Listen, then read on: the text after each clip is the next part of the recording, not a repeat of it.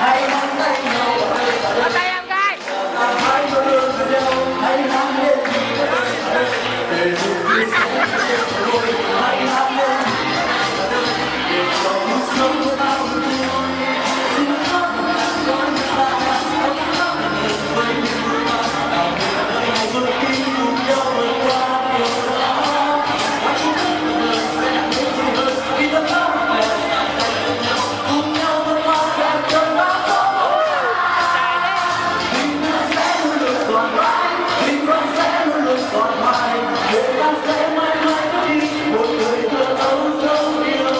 một yêu ước tuy thật nhỏ bé ta sẽ vẫn có nhau suốt đời bình an sẽ mãi mãi không phải một thời bạn đời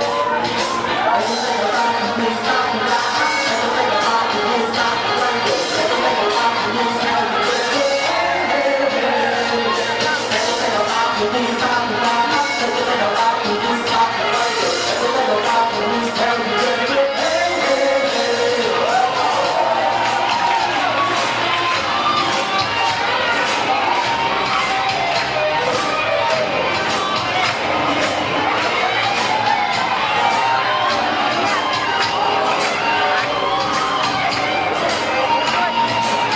hãy nắm tay nhau vào đôi